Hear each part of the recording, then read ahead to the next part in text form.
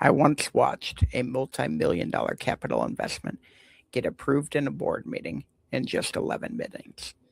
The NPV was positive. The IRR exceeded the hurdle rate. Every assumption was documented and sourced. The project was fully modeled in a beautiful spreadsheet.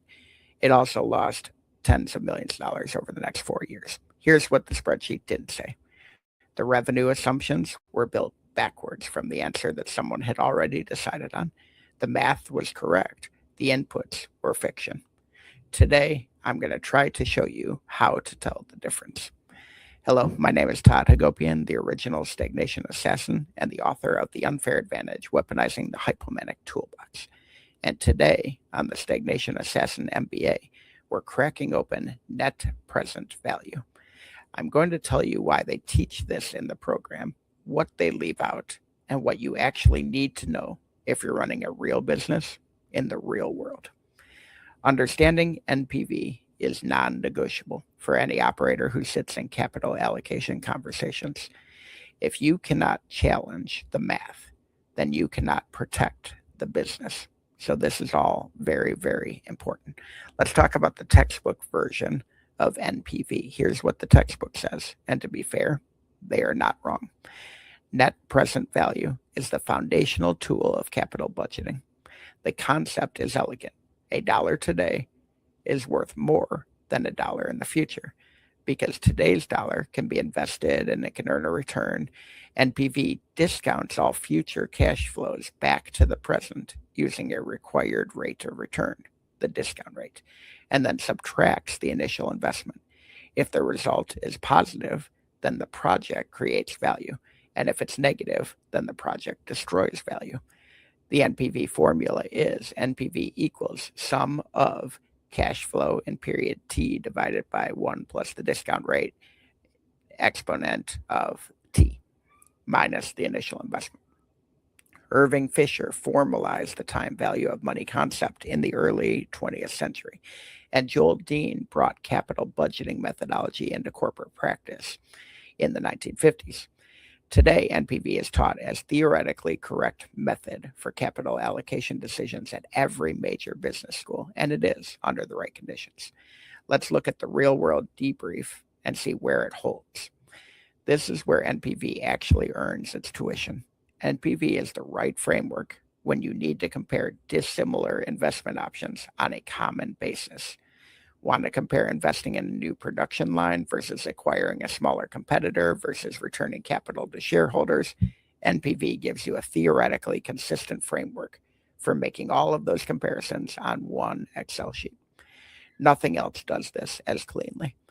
NPV also works well as a discipline forcer. When I've required business unit leaders to build full NPV models for capital requests, the quality of their thinking improves dramatically. The process of projecting cash flows over 5 years forces operators to make explicit assumptions that would otherwise remain implicit. And implicit assumptions are where bad decisions hide. The NPV model isn't just an answer machine, it's an assumption extraction device. And the assumptions are where the real argument should be. I've also used NPV successfully to kill bad projects, not just approve good ones.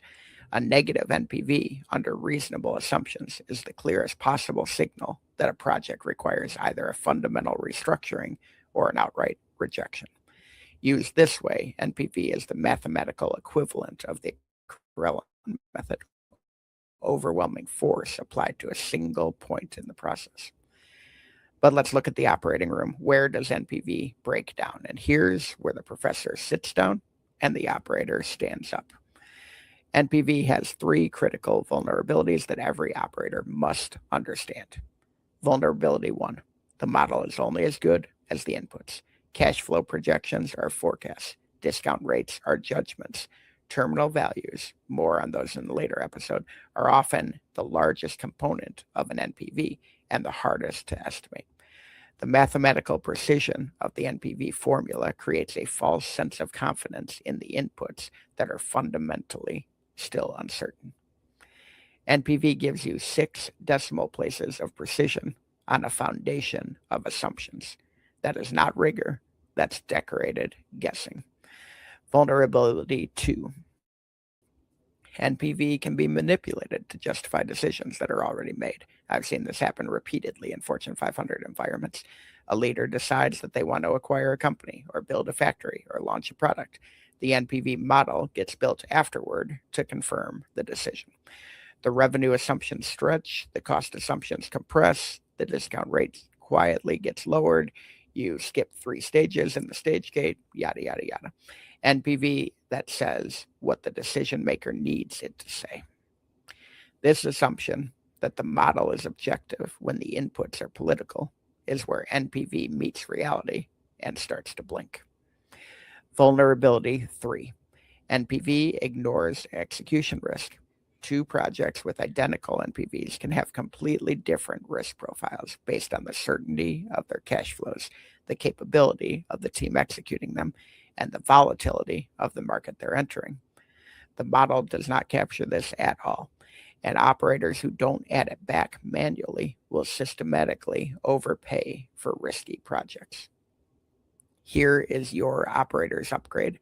3 moves that every operator should make when evaluating an NPV analysis. First, challenge the revenue assumptions before anything else. Revenue is the variable with the most room for manipulation and the most impact on the outcome. Ask what would the NPV look like if revenue came in 20% below production, 30% below production. If the project fails under those scenarios, you need a very compelling reason that the base case is realistic. Second, run a sensitivity analysis on the discount rate.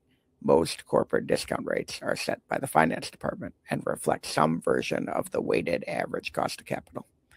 But operational risk varies by project. A capital project in a new market should carry a higher discount rate than one in a core business that's just common sense but not common finance. Push for risk-adjusted discount rates. Third, apply the 70% rule. Do you have 70% confidence in the key assumptions, not 100%? That's paralysis.